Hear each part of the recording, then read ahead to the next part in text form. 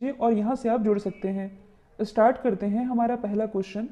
हाल ही में all India chess federation के नए अध्यक्ष कौन बने हैं? तो ऑल इंडिया चेस फेडरेशन के नए अध्यक्ष ये भी हाल ही में बन गए हैं, संजय कपूर। यदि हम बात करें ऑल इंडिया चेस फेडरेशन की, तो इसकी स्थापना हुई थी 1951 में।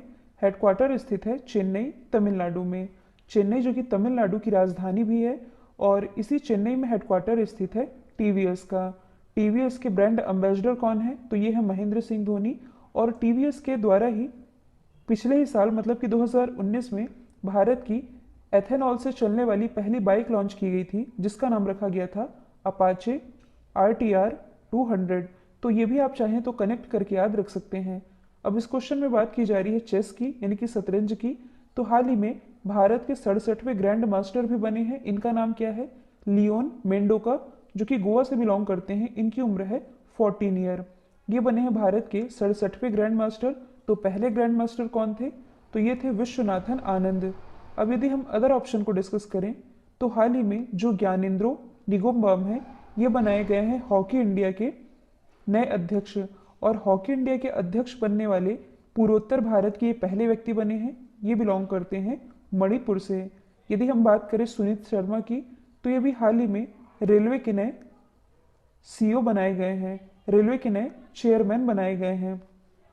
यदि हम बात करें सोमा मंडल की, तो हाल ही में जो सोमा मंडल है, ये सेल की अध्यक्ष बनने वाली पहली महिला बन गई हैं। सेल यानी कि steel authority of India limited. अगला क्वेश्चन है, हाल ही में इंस्टाग्राम पर 25 करोड़ फॉलोअर वाले पहले व्यक्ति कौन बने हैं? तो देखिए, पूरे वर्ल्ड में देखा जाए तो 25 करोड़ फॉलोअर के साथ इंस्टाग्राम के पहले व्यक्ति ये बन गए हैं क्रिस्टियानो रोनाल्डो। क्रिस्टियानो रोनाल्डो जो कि पुर्तगाल के स्टार फुटबॉलर हैं। अब देखिए, ये बिलोंग करते हैं पुर्तगाल से। तो सबसे पहले आप मैप में देख सकते हैं पुर्तगाल की लोकेशन। आप देख सकते हैं ये स्थित है यूरोप महाद्वीप में। यूरोप की यदि हम बात करें, तो इसकी सबसे लंबी रिवर कौन सी है? यूरोप महाद्वीप की सबसे लंबी रिवर है वोल्गा रिवर, जो कि रशिया से निकलती है। इसके अलावा कुछ और इम्पॉर्टेंट नदियां हैं, जैसे कि डेन्यूब, डॉन, एल्बे, ओडर और राइन। ये सभी नदियां हैं जो कि यूरोप महाद्वीप में ही प्रवाहित होती हैं। इसे आप थोड़ा जूम करके भी देख सकते हैं। तो ये है पुर्तगाल, इसकी राजधानी है लिस्बन, करेंसी है यूरो। दोबारा से प्राइम मिनिस्टर बनाए गए हैं एंटोनियो कोस्टा। अच्छा, कई बार एग्जाम में ये भी सवाल देखने को मिलता है कि इबेरिया देश किसे कहते हैं। मैं यहाँ पर लिख देती हूँ इबेरिया देश। तो ये कहते हैं पुर्तगाल। और पुर्तगाल के जस्ट बगल में ये जो आप देख रहे हैं स्पेन, यही कहलाते हैं इबेरिया देश। आप और क्या कनेक्ट कर सकते हैं? तो देखिए, कई बार एग्जाम में ये भी पूछा जाता है कि स्ट्रोम्बली ज्वालामुखी ये किस महाद्वीप में है? तो ये यूरोप महाद्वीप में ही स्थित है। अब इस क्वेश्चन में बात की जा रही है क्रिस्टियानो रोनाल्डो की। तो मैंने आप लोगों को बताया भी था, जो क्रिस्टियानो रोनाल्डो है, ये दुनिया के पहले अरबपति फुटबॉलर भी बन गए हैं। और अभी हाल ही में इंस्टाग्राम पर सबसे ज़्यादा प्रभावशाली लोगों की लिस्ट जारी की गई थी, जिसमें कि पूरे वर्ल्ड में टॉप पर है क्रिस्टियानो रोनाल्डो। भारत की तरफ से टॉप 3 कौन है? विराट कोहली, नरेंद्र मोदी जी और अनुष्का शर्मा। मतलब कि टॉप 25 में 3 भारतीय भी शामिल किए गए थे। हाल ही में किस राज्य सरकार ने ओलंपिक में स्वर्ण पदक जीतने वाले खिलाड़ियों को 3 करोड़ रुपए देने की घोषणा की है?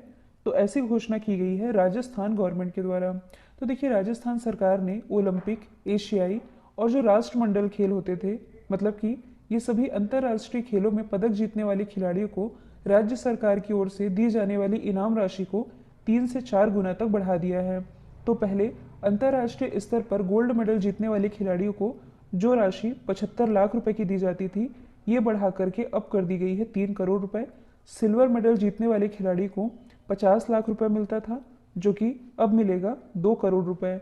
इसके अलावा ब्रॉन्ज मेडल मतलब कि कांस्य पदक जीतने वाले खिलाड़ियों को जो 30 लाख रुपए मिलता था, ये बढ़कर अब मिलेगा 1 करोड़ रुपए। तो ऐसी घोषणा की गई है राजस्थान गवर्नमेंट के द्वारा। तो आप मैप में देख सकते हैं राजस्थान की लोकेशन। देखिए, जो राजस्थान है, ये क्षेत्रफल की दृष्टि से भारत का सबसे बड़ा राज्य है, जबकि क्षेत्रफल की दृष्टि से ही भारत का सबसे छोटा राज्य ये है गोवा। राजस्थान की यदि हम बात करें, तो इसकी राजधानी है जयपुर, जिसे 2019 में यूनेस्को के वर्ल्ड हेरिटेज साइट में शामिल किया गया। इसे पिंक सिटी या भारत का पेरिस भी कहते हैं। मुख्यमंत्री कौन है? तो ये हैं अशोक गहलोत। राज्यपाल हैं कलराज मिश्र। इसके अलावा कई बार एग्जाम में पूछा जाता है कि राजस्थान का हृदय ये किसे कहते हैं, तो जो अजमेर है यही कहलाता है राजस्थान का हृदय। इसके अलावा राजस्थान गवर्नमेंट के द्वारा ही इंदिरा रसोई योजना की शुरुआत की गई थी, जिसके अंतर्गत गरीबों को 8 रुपये में भरपेट भोजन प्रोवाइड करा रही थी राजस्थान गवर्नमेंट। इसके अलावा बायोफ्यूल पॉलिसी यानी कि जैव ईंधन नीति लागू करने वाला भारत का पहला राज्य ये भी राजस्थान ही है। हाल ही में गर्भपात को वैध करने वाला पहला लैटिन अमेरिकी देश ये कौन बना है, तो ये भी हाल ही में बन गया है अर्जेंटीना।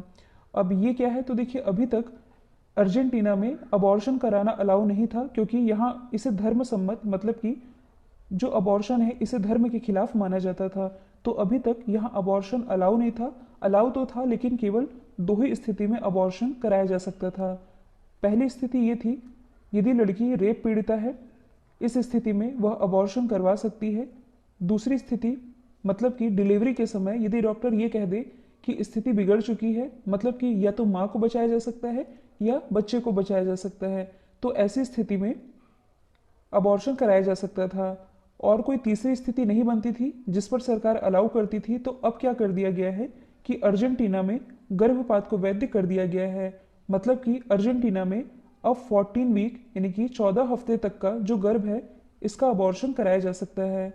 और देखिए अभी मैंने बताया है कि यहाँ अबॉर्शन कराना धर्म के खिलाफ माना जाता था, मतलब कि धर्म सम्मत नहीं है ऐसा माना जाता था, और इस कारण अर्जेंटीना में गर्भ निरोधक गोलियां इस पर भी प्रतिबंध लगाया गया था। लेकिन अब गर्भपात को वैध करने वाला पहला लैटिन अमेरिकी देश ये बन गया है अर्जेंटीना। तो सबसे पहले आप मैप में देख सकते हैं अर्जेंटीना की लोकेशन। अर्जेंटीना ये नॉर्थ अमेरिका में स्थित है। अच्छा, इस क्वेश्चन में जो टर्म लिखा है लैटिन अमेरिका, इससे आप क्या समझते हैं, तो इसे मैं आप लोगों को मैप के थ्रू बता देती हूँ। देखिए यहाँ मैप नहीं है, मैं प्रीवियस क्वेश्चन से आप लोगों को समझा देती हूँ। अभी हमने पुर्तगाल को डिस्कस किया था, तो ये है नॉर्थ अमेरिका, ये है साउथ अमेरिका। तो आप ये वाला जो हिस्सा देख रहे हैं नॉर्थ अमेरिका में ही ये जो आप मैक्सिको देख रहे हैं, मैक्सिको के ये जो ऊपर वाला हिस्सा है ये क्या कहलाता है, तो ये कहलाता है एंग्लो अमेरिका। अब देखिए ये नाम क्यों पड़ा है, तो भाषा के आधार पर इसका नाम रखा गया है। एंग्लो अमेरिका कहने का मतलब है कि यहाँ रहने वाले लोग इंग्लिश बोलते हैं, इसलिए इसका नाम एंग्लो अमेरिका है। फिर लैटिन अमेरिका, तो मैक्सिको से लेकर के यहाँ जो मैंने आप लोगों को अर्जेंटीना बताया है ये वाला हिस्सा है जो ये कहलाता है लैटिन अमेरिका। और आप ये सोच रहे होंगे कि ये जो वेस्ट इंडीज़ है ये किसके अंतर्गत आता है, तो जो वेस्ट इंडीज़ है ये भी लैटिन अमेरिका के अंतर्गत ही आता है। आई होप लैटिन अमेरिका अब आप समझ गए हैं। तो अब हम डिस्कस कर लेते हैं अर्जेंटीना के बारे में। अर्जेंटीना की राजधानी क्या है, तो ये है ब्यूनस आयर्स। करेंसी है अर्जेंटीना पेसो। यहाँ के प्रेसिडेंट है अल्बर्टो फर्नांडिस। कई बार एग्जाम में पूछा जाता है कि अर्जेंटीना के घास की भूमि या घास के मैदान ये क्या कहलाते हैं, तो ये कहलाते हैं पंपास। अब देखिए यहाँ बात की जा रही है गर्भपात की यानी कि अबॉर्शन की। तो यहाँ से तो हम लोगों ने अर्जेंटीना का नज़रिया समझा है। आप लोगों के दिमाग में ये भी सवाल आना चाहिए कि भारत क्या सोचता है इसको लेकर के, मतलब कि भारत में क्या स्थिति है। तो भारत की यदि मैं बात करूँ तो भारत में 0 से लेकर के 14 वीक तक का गर्भ बिना किसी की सलाह से, मतलब कि 14 वीक तक का गर्भपात कराया जा सकता है बिना किसी की सलाह पर। दूसरा आपने याद रखना है, ये मैं आप लोगों को संशोधन के साथ बता रही हूँ जो कि जनवरी 2020 में हुआ है। संशोधन के साथ यदि हम बात करें तो 20 वीक तक का गर्भ ये एक डॉक्टर की सलाह पर गिराया जा सकता है। और तीसरी स्थिति है यदि गर्भ 20 से 24 वीक तक का हो तब 2 डॉक्टर की सलाह पर यह गर्भ गिराया जा सकता है। तो 14 वीक तक बिना किसी की सलाह पर, 20 वीक तक एक डॉक्टर की सलाह पर, और 20 से 24 वीक तक का गर्भ 2 डॉक्टर की सलाह पर गिराया जा सकता है। ये स्थिति है भारत में। तो यहाँ से मैं आप लोगों को एक चीज़ बताना भूल गई, तो अर्जेंटीना ये स्थित है दक्षिण अमेरिका में। तो ये दक्षिण अमेरिका का भी एक दक्षिणतम हिस्सा है जो कि आप ये देख रहे हैं। ये क्या कहलाता है, इसे आप थोड़ा जूम करके भी देख सकते हैं। ये कहलाता है टेरा डेल फ्यूगो द्वीप, और इस टेरा डेल फ्यूगो द्वीप का भी दक्षिणतम हिस्सा है जो कि कहलाता है केप हॉर्न। अगला क्वेश्चन है, हाल ही में असम राइफल पब्लिक स्कूल का शुभारंभ कहाँ किया गया है, तो इसकी शुरुआत अभी हाल ही में खेल मंत्री के द्वारा की गई है शिलोंग में। और इसकी शुरुआत किए जाने का पर्पस क्या है, तो देखिए शिक्षा के साथ खेलों को बढ़ावा देने के लिए इसकी शुरुआत की गई है शिलोंग में, और वर्तमान में देश में 9 स्पोर्ट्स स्कूलों को मंजूरी दी गई है। तो खेलो इंडिया योजना के तहत ये पूर्वोत्तर भारत का पहला स्पोर्ट्स स्कूल है, जिसकी स्थापना हुई है मेघालय की राजधानी शिलोंग में। शिलोंग से आप क्या याद रख सकते हैं? तो देखिए, जो अंतर्राष्ट्रीय चेरी ब्लॉसम फेस्टिवल है ये शिलोंग में ही मनाया जाता है। हाल ही में किसानों की आय को 2 गुना करने के लिए किस राज्य में किसान कल्याण मिशन की शुरुआत की गई है? तो इसकी शुरुआत की गई है उत्तर प्रदेश गवर्नमेंट के द्वारा। अब इस क्वेश्चन में समझाने जैसा तो कुछ भी नहीं है, सिंपल लिखा हुआ है कि किसान की आय को 2 गुना करने के पर्पज से। कहने का मतलब है कि किसान की आय किस तरह 2 गुनी की जा सकती है, इसके लिए विभिन्न कार्यक्रमों का आयोजन किया जाएगा उत्तर प्रदेश गवर्नमेंट के द्वारा, और इसी के लिए किसान कल्याण मिशन की शुरुआत की गई है उत्तर प्रदेश गवर्नमेंट के द्वारा। आप मैप में देख सकते हैं उत्तर प्रदेश की लोकेशन, इसकी राजधानी है लखनऊ, मुख्यमंत्री हैं योगी आदित्यनाथ, राज्यपाल हैं आनंदीबेन पटेल। भारत में सर्वाधिक लोकसभा सीटें उत्तर प्रदेश से ही आती हैं, कुल 80, जबकि राज्यसभा सीटों की संख्या है कुल 31। उत्तर प्रदेश में स्थित है पीलीभीत टाइगर रिजर्व, जिसे अभी हाल ही में टाइगरों की संख्या को 2 गुना करने के लिए T/2 अंतर्राष्ट्रीय पुरस्कार से नवाजा गया। कोविड-19 के मामले में, मतलब कि कोविड टेस्टिंग के मामले में भारत का नंबर 1 राज्य ये उत्तर प्रदेश ही रहा है। हाल ही में उत्तर प्रदेश के अयोध्या एयरपोर्ट का नाम बदल करके मर्यादा पुरुषोत्तम श्री राम के नाम पर रखने की भी घोषणा की गई है। हाल ही में सीसीटीवी सर्विलांस में दुनिया में किसने टॉप किया है? तो देखिए, अभी तक मैं आप लोगों को बताते आ रही थी कि सीसीटीवी से निगरानी रखने के मामले में चाइना का ताइयुआन शहर ये पूरे वर्ल्ड में टॉप पर है, लेकिन अब ये रैंकिंग बदल दी गई है। अभी हाल ही में जो रिपोर्ट रिलीज़ की गई है इसके अनुसार तमिलनाडु की जो राजधानी है चेन्नई, ये सीसीटीवी से निगरानी रखने के मामले में पूरे वर्ल्ड में टॉप पर है। सीसीटीवी आप सभी समझते ही हैं, कई लोग को इसकी फुल फॉर्म नहीं मालूम होगी तो मैं आप लोगों को बता देती हूँ। इसकी फुल फॉर्म बनती है क्लोज्ड सर्किट टेलीविज़न। तो चेन्नई में सीसीटीवी काफ़ी मात्रा में लगाए गए हैं ताकि अपराधों का पता लगाने में हेल्प मिल सके। तो वैसे भी जहाँ कहीं भी सीसीटीवी कैमरे लगे होते हैं वहाँ लोग थोड़ा सतर्क भी होते हैं, और जिन्हें अपराध करना ही है तो आप सीसीटीवी लगा लें, चाहे कोई भी टीवी लगा लें, वो तो करके ही रहेंगे। खैर, यहाँ हम बात कर रहे हैं कि सीसीटीवी सर्विलांस में पूरे वर्ल्ड में टॉप पर कौन है? तो ये है चेन्नई। अब यदि हम अदर ऑप्शन को डिस्कस करें तो हाल ही में जो एयर क्वालिटी इंडेक्स रिलीज़ किया गया था, इसके अनुसार वर्ल्ड का सबसे प्रदूषित शहर ये है पाकिस्तान का लाहौर। और अभी हाल ही में जो ट्रैफिक इंडेक्स रिलीज़ किया गया था, इसके अनुसार पूरे वर्ल्ड में सबसे ज़्यादा ट्रैफिक ये होता है कर्नाटक की राजधानी बैंगलोर में, दूसरे स्थान पर रहा था फिलीपींस की राजधानी मनीला। अगला क्वेश्चन है, हाल ही में रामलिंगेश्वर पार्क का उद्घाटन कहाँ किया गया है? तो रामलिंगेश्वर पार्क, इसका उद्घाटन अभी हाल ही में किया गया है ओडिशा में। ओडिशा में एक जगह है जिसका नाम है बहरामपुर, यहाँ इसका उद्घाटन किया गया है। तो इस क्वेश्चन में ज़्यादा कुछ समझाने जैसा तो है नहीं, सिंपल है, रामलिंगेश्वर पार्क, इसका उद्घाटन ओडिशा राज्य में किया गया है। तो सबसे पहले आप मैप में देख सकते हैं ओडिशा की लोकेशन, इसकी राजधानी भुवनेश्वर, जो कि ISO सर्टिफिकेट प्राप्त करने वाला भारत का पहला शहर है।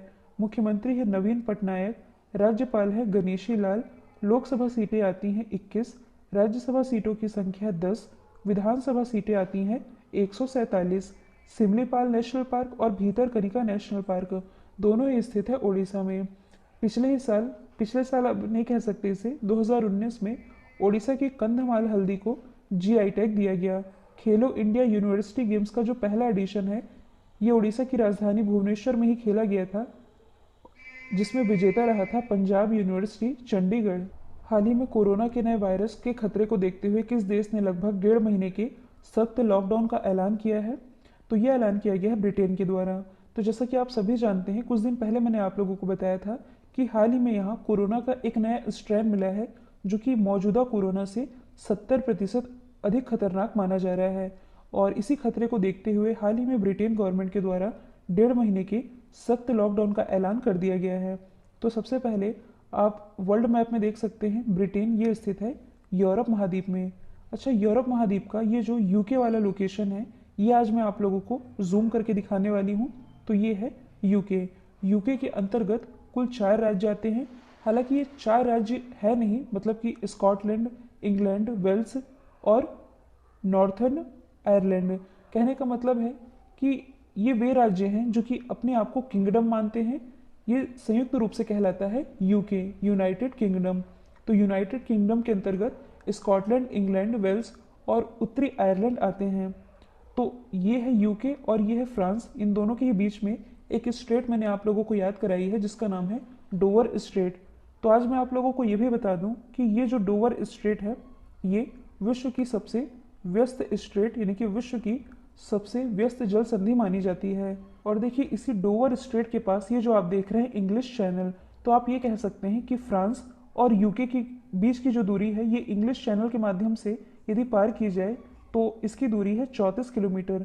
कई लोग इसे तैर कर भी पार करते हैं। तो एग्जाम में ये क्वेश्चन बन भी चुका है कि इंग्लिश चैनल पार करने वाले पहले भारतीय कौन है। तो पहले भारतीय पूछा जाए तो ये है मिहिर सेन, जिन्होंने इंग्लिश चैनल तैर कर पार किया है। और यदि पहली महिला पूछी जाए तो आरती साहा ये इंग्लिश चैनल पार करने वाली पहली भारतीय महिला बनी है। तो ये भी आप याद रख सकते हैं।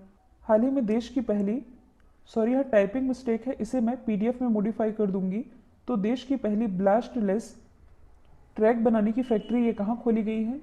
ब्लास्टलेस कहने का मतलब है कि ब्लास्ट रहित ट्रैक बनाने की भारत की ये जो पहली फैक्ट्री है ये खोली गई है मेरठ में।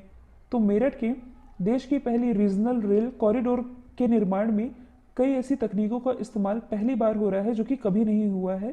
तो उसी तरीके से यदि देखा जाए तो देश की पहली ये जो ब्लास्टलेस यानी कि ब्लास्ट रहित ट्रैक है इसका स्वदेशी तरीके से निर्माण किया जा रहा है।